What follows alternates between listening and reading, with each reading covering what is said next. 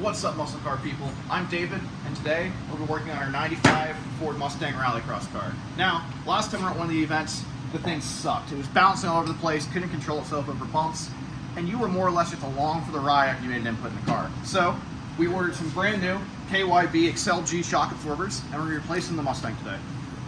First step, we got to move the wheels.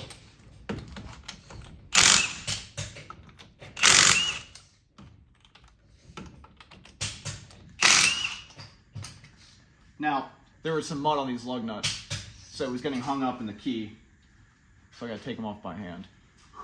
Guys, we're not professional mechanics, but don't worry, we do have one supervising us today. As always on this channel, we're sponsored by SuperTech. Today we're gonna be using some of this lubricant here to make sure these bolts come off nice and easy for us. Who the fuck would want a SuperTech sponsorship anyway? You remove your two bottom bolts on the strut. It's a 24, I think. The socket's seen better days. I don't know what it is, but it fits.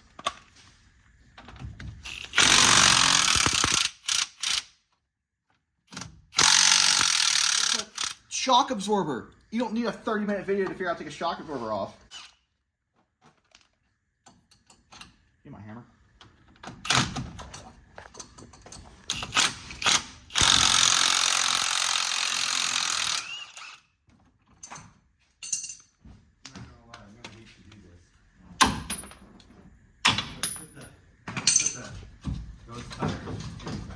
Remove your top bolts. Anyway, for now. Well, and then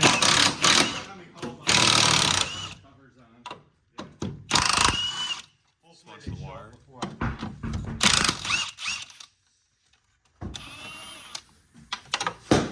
That's fine. It'll come out. Shock.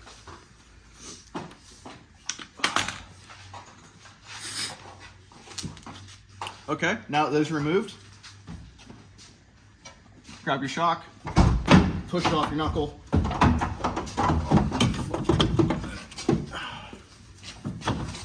And extract the old shock from the car. Basically the same amount of tire. Got a knife. And the vice grips. Alright, so next thing, we gotta transfer over our top hats onto our new shocks. And the best way I found to do that, since these shocks are trash, I'm gonna take this razor and I'm gonna cut this off here. I'm sure there's some real mechanics out there screaming at me right now.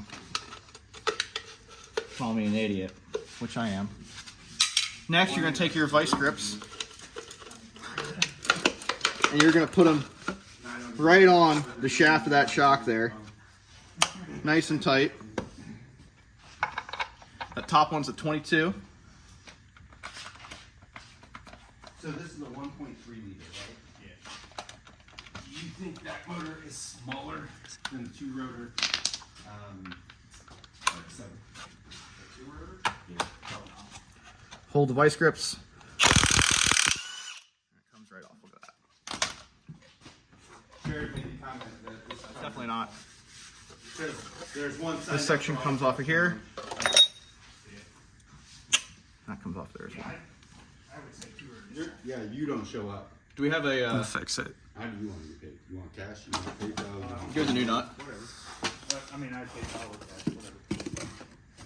No. In 2 hours. It wouldn't. Guys, next step.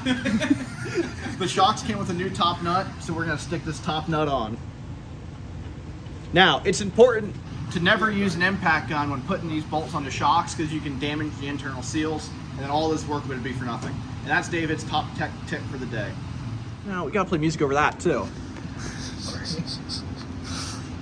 It's like the podcast. No, Lob, you can't say that. And we're good. Cool. All right, now that your top hat's installed, installation is the reverse of removal. You're gonna stick it in the car and bolt everything in. That's actually how you install everything on a car.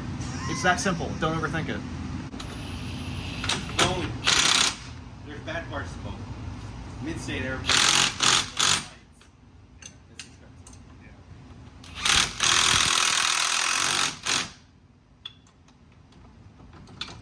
You weren't there last year when that crashed, right? I've never been. All right, what's up, muscle car people? We got our front shock installed. Now we're gonna go to the back and we're gonna install a rear. All right, now we're doing the rear shock, and we have to remove the lower bolt. This is an 18 millimeter hammer from my assistant. Never said the word to me. I'm not that. I just used to sit out front. And then we would sit out in front. Right. I had, when I first moved in, I had this car. Might still need lube. Who has the lube? Mark, hand me a lube, please. Lubricant.